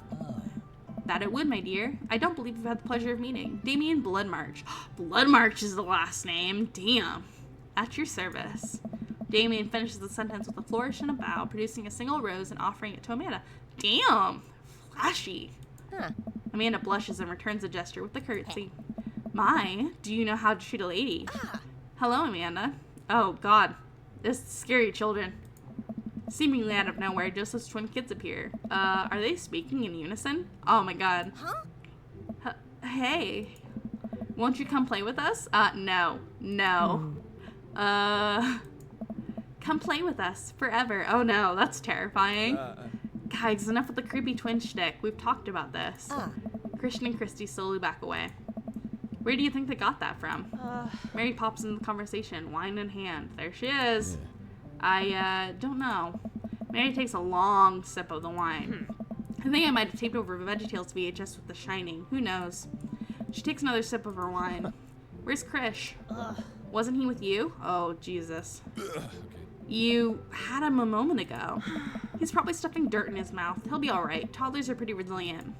Mary tips her glass to me. Ain't my first time to the rodeo. It's my fourth. Come on. I've squeezed 4 little... sweetheart, would you do me a favor and please find Krish? That would be great. I'm sure he's fine. Mary. Okay, jeez. Mary finishes her wine and wanders off. Dad, can we go now? Oh, it's Lucian. It's that little shithead. Ah, Lucian, have I introduced you to Evelyn yet? This little rat bastard. Hey, it's that punk from Amanda's school. I remember you. Whatever. That's no way for a young man to speak to his elders. Be polite. Lucian bows. Whatever, sir. Lucian bows again. Mr. Christensen, may I have a veggie burger, sir? Coming right up, bud. Are you a vegetarian? Yep. Make that 2 veggie burgers. Did you know that some people in the Victorian area are vegetarians? They described carnivorous type people as blood lappers. Dad. That's really interesting, Damien. Joseph turns to the grill. Just a hint of a tattoo peeks out from underneath his sleeve. What? Joseph has a tattoo? I can't believe I didn't notice it before. It looks like the bottom of an anchor. Whoa, is that a tattoo? Yep. I wasn't always a youth pastor, you know. That's so cool. Want to see mine? What? What? Lucian pulls back some rubber biceps, revealing a lopsided 666 in black ink. My buddy gave me a stick and poke tattoo last week. I think it's healing up pretty good. Lucian! We'll talk about this later. Damn, Damien. That's pretty cool. What's the significance of the tattoo? I don't know. I just thought it looked sick. Well, in my opinion, the only reason you need to get a tattoo is because you want one. Careful, though. That number carries weight. Man, Joseph is way cooler youth pastor than I thought. I just figured youth pastors popped out of the womb with the Bible. I wonder what he did before preaching. Interesting. Okay. Let's talk to Matt, Hugo, and Craig. What's going on? Hey, guys. Matt and Hugo seem to be embroiled in an intense discussion. Craig looks on, smiling politely. I walk over to say hello. Well, I don't think it's fair to try and compare 2 art movements like that. Periods in art only exist because they're a unique byproduct of the social and political climate of time and place. And try to take something like, say, the Rococo period and compare it to the postmodernism in America, you're completely disregarding the context in which a work of art is created. Very true. I actually understood that. Matt and Hugo seem to be so busy talking that they don't notice me. Craig leans in. Dude, I have no idea what's happening. Let's listen in on Matt and Hugo. I'm interested in what they're talking about. Oh. That kind of comparison just eliminates the reason art movements are so important in the first place. You're not wrong, but I think there's no harm comparing one work of art to another. You definitely could say one painting is better than another if you're evaluating technical skill from a purely formalist standpoint. Very true. That's also both things can be true. If I showed you a Matisse and then buy something by Dutch masters, which one would you say shows more technical prowess? I'm so lost right now. I shoot a worried glance over to Craig, who returns it. Eh. Well, sure, you could say that the Dutch masters were technically more skilled, but I would argue that while Dutch masters are better painters, Matisse had better paintings overall. That's pretty subjective. I have no idea what you guys are talking about. Art is dead. Art is not dead. We're not going to say that. That's just going to piss him off. That is a little subjective. How do you mean? Well, that painting of the guy with the apple in front of his face is pretty nice. Matisse rocks. Oh. That's a Magritte. Right, Art. Sorry. You're fine, dude. We were just discussing the importance of context and talking about artwork. Very true. Listen, all I asked of is you like Van Gogh or Picasso better. Hugo throws up his hands in frustration. But they represent two completely different art movements. How could I possibly choose between the thick, creamy impasto of the post-impressionism and the abstractionist beauty of cubism? Man, that's all way above my head. Me too. Hey. Ha, it's all good, man. The cool thing about art is that we all perceive it differently. A single piece could have a totally different effect on each person that looks at it, and that's awesome. Oh. That is awesome. Just 1 minute about that. Hugo, please. Ah. Sorry. I get really fired up about art stuff. Evelyn, how are you liking the neighborhood? It's pretty nice. Everybody's been super friendly. Oh. Seems like your daughter is fitting in just fine. Matt points across the yard to where Amanda, Daisy, and another young girl are playing. They're all sitting cross-legged in the grass, picking weeds and weaving them into little flower crowns. It's pretty adorable. The girl I don't recognize jogs over to us. Hey. What is it, sweetheart? Hey, you're adorable. I like your overalls. And you're like, what is a watch and some silly bands and a bracelet. It's cute. Oh, it's a watch, just like her dad. Your dad's got a watch too. That's cute. It's a flower crown. I thought you'd look cute in it. Oh. Well, there's only one way to find out. Matt takes the flower crown and places it on top of his head. Hey. Cute. They actually put a flower crown in. Am I cool now? The girl stares at him, thinking it over. Nope. But you're still slightly less uncool than you were before you put it on. Hey. Ha, hey, Evelyn. This is my daughter. Hello. I'm Carmencita? Amanda comes over with Daisy in tow. Dad, look, I'm making friends. Are you making friends? You better be making friends. Yeah, actually, Amanda, you remember the cool barista from the coffee shop and my old college friend and, your teacher? Hey.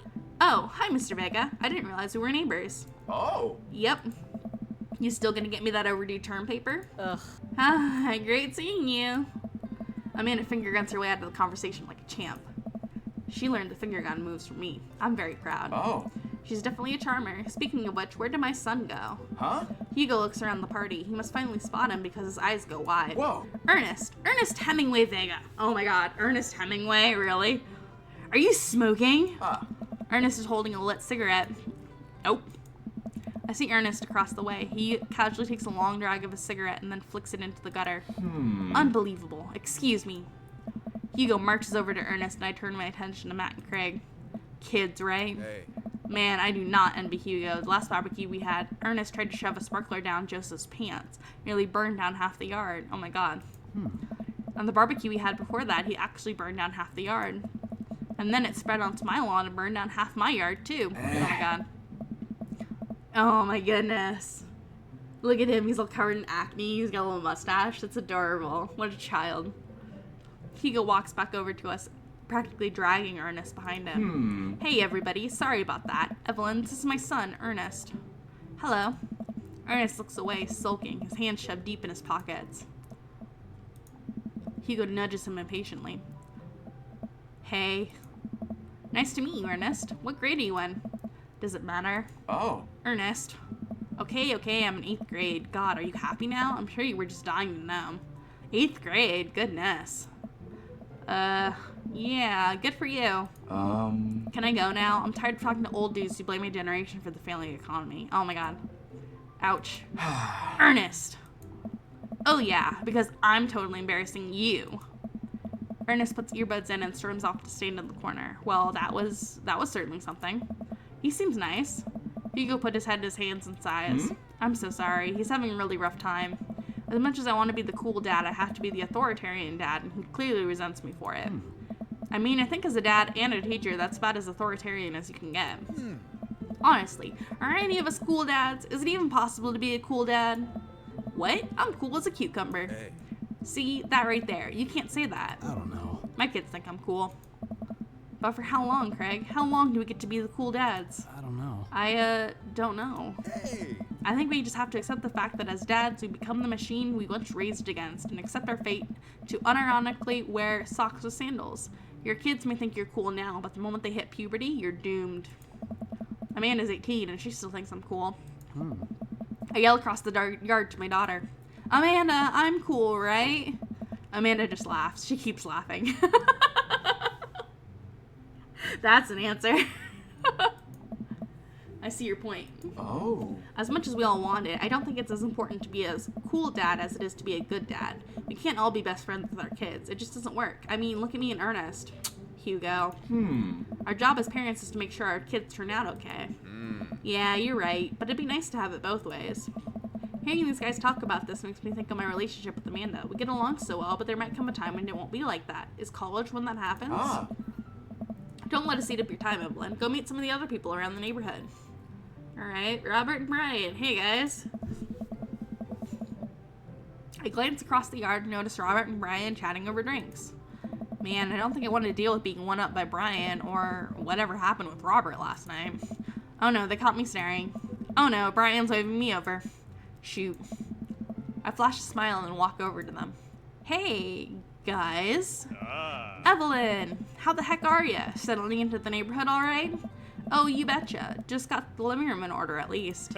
That's great to hear. I've been doing some living room work as well. I finally got the 50 in there. The game looks great in high def. Damn. Oh boy, what do you do? Evelyn, have you met Robert yet? Yeah, we know each other. Yeah, we've met. Robert regards me over his whiskey. Good seeing you again. We were just talking about my most recent camping trip. Spent a night out in the woods with Daisy and Maxwell. She's definitely an outdoorsy one. Even caught her first fish. It's good to see you taking your daughter out like that. I bet she loved it. And it's great that she loves the outdoors. Mine loves being inside. Brian raises his eyebrows at me. Being inside making art. She won a local art competition. Yep. Did I just put it on too strongly? Robert stares at me blankly for a second. Anyway, I haven't gone camping in years, not since the last time. Same here. Well, things change once you have Wait, what happened the last time? Robert takes a long sip of whiskey. Where did you get the whiskey, my bro? Well, old Johnny Boy and me were out in the back country. Johnny Boy's a strong kid. Met him in my army days. Comes from Kansas. They build him tougher out there. Anyway, things go south pretty quick. Johnny Boy breaks his ankle when the rope bridge snaps. You can see the bone popping out through the skin. Johnny Boy's screaming now, crying for his mama, losing blood. We're 2 days out from the next living soul, and here I am with my dear friend bleeding out in front of me. I'm able to dress the wound, but for now I got a fireman carry a 6-foot, 180-pound man over some of the toughest terrain I've ever been in. I won't lie to you, there were moments during those 2 days when I thought about leaving old Johnny Boy, but you build a bond with your brother in arms, and that bond never breaks. I got that boy back to civilization, but I lost some of me out there. I guess that's camping for ya. Damn. Brian and I stare in disbelief. Robert takes another long sip of his whiskey. I'm just kidding. My friend John and I went inner tubing down a river and he lost a flip-flop. Missed that kid. Brian and I laugh nervously. Or am I kidding? Brian and I tense up again. I'm kidding.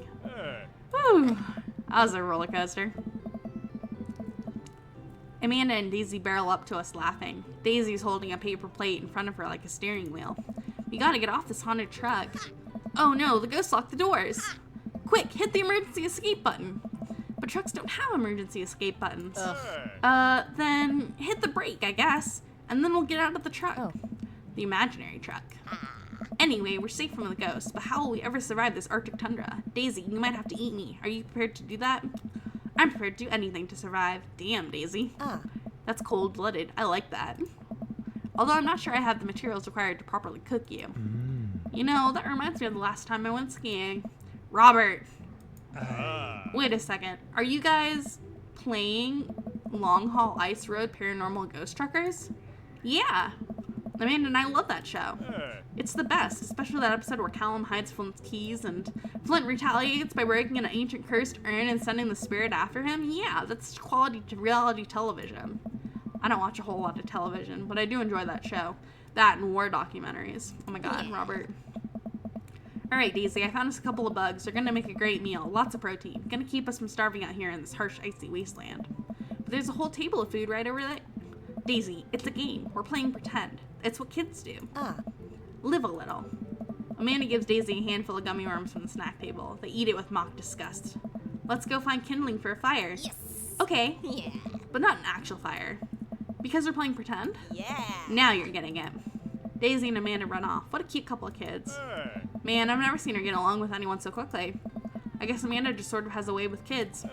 That's kind of amazing. Daisy doesn't really get along with kids her age. It's nice that he's not trying to one-up me this time. Maybe we can have a regular friendship after all. Really? She just kind of keeps to herself. Her teacher says she spends every recess in the library. I think the other kids are intimidated by her intelligence. There it is. I wouldn't worry about it too much. Amanda was shy at Daisy's age, too. She used to have the habit of crawling under tables and crying every time we took her to a restaurant. She bit people, too. Oh, kids, right? Gotta love them. You're required to by law. I hear that. Well, since they're getting along so well, maybe we should try to put together a little play date for them. They do seem to get along really well, but the thought of continually hearing about all of Brian's accomplishments is rough. Yeah, that'd be nice. Well, I don't want to take up too much of your time. Go meet some of the other fellas. And without further ado, let's work some magic. Joseph closes his eyes, takes a deep breath, and gets to work. With the greatest of ease, he sets patties on the grill, flourishing as he flips his spatula in the air. It's easily some of the best grill work I've ever seen. You guys think this is my first time in front of a grill? He's working faster now, effortlessly tossing cheese onto patties and perfectly grilling onions on the side. One after another, the dads take notice, and the crowd around Joseph to admire his masterful technique. You probably didn't know this, Evelyn, but Joseph's known around here for his grillmanship. He's ungrillevable. Hey. I've tried to get on his level, but I just can't catch up. Hey, dude. Let us keep studying. He has a rare quality about him. Oh my god, all these dad jokes, I can't. Mustard, we keep talking about this? Can't we just appreciate the artist? I've never seen him make a mistake. Hey. Okay, we need to stop. This is getting too cheesy. Please stop. All of the children at the party booed the glorious display of puns in unison. Yeah. Alright guys, the food's ready. Please form an orderly barbecue. Amanda groans. We all grab our food and hang out, enjoying perfectly cooked cheeseburgers. Hey? Man, it's so wild how all of us dads live in the same cul-de-sac. Oh. Kinda nice, isn't it? It feels like there's a real community here. Totally helps when you're just a single dad trying to raise a kid. We're happy to have you here, man. I think you're gonna like this neighborhood a lot. Plus, Amanda seems to be getting along with all the kids. If she decides to get into the babysitting game, she'll really make a killing. Hey, why don't you add us all on Dad Book? Dad Book? Yeah, it's a great social network for dads to keep in touch with each other. We're all on it, so if you ever need to reach out to anyone, that's the simplest way to do it. Sorry, I'm just an old-fashioned dad. Social media goes over my head sometimes. Don't worry, Pops. I'll help you figure it out. The rest of the barbecue goes smoothly. We all trade stories and drink beer as our kids play on the lawn. Amanda breaks up a fight between Carmencita and those weird twins. I think they wanted her soul. Cute. Welcome to the neighborhood. That was chapter 1. Alright, that's where we're going to end it today, guys. Thank you for joining me for Dream Daddy. I am loving this game. The puns are just so good. The dialogue is amazing. Like, the jokes are hilarious. I'm loving this. I hope you guys are loving this as well. So, if you're watching this on the VODs channel, come check us out on Twitch, twitch.tv/princessevillan, EVILLAN. And if you're here watching this with me on stream today, thanks for joining me. I super appreciate it. If you're interested, go ahead and check out the VODs channel, youtube.com/princessevillanvods. Anyways, that's where we're going to be ending it for Dream Daddy today. We're going to save real quick. Let me just do that so I don't forget. Saving. And there we go. Alright, so I will catch you guys next time. Join me Tuesday where we'll be playing more Hi-Fi Rush, taking down more CEOs, getting all the rhythm action in place. Thursday we're doing something different. We did just finish Spyro yesterday, so Thursday we're going to do something else. I don't really know what it is yet. I'm thinking of trying to set up like a day where I can play with Gob Gob and we can both play together. We've been playing Monster Hunter a lot lately, which could be fun to stream. But we've talked about it a little bit. But that might be something that we'll end up doing. But I don't know what we're going to be doing on Thursday, so I'll have to pick something interesting to do. But yeah. And then join us Friday, of course, for more Visual Novel Friday. It's my favorite day of the week. Fridays are awesome. I love them, and I love playing this game. So I hope you'll join me next week for another set of fun games that we end up playing. And I will see you guys later. Bye, guys.